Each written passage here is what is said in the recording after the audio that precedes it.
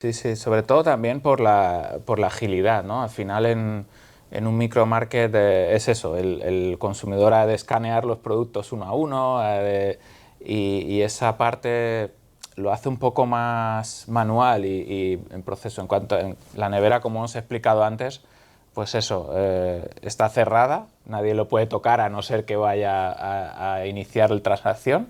Y una vez abierta, pues es cuando puedes coger cosas y se completa automáticamente.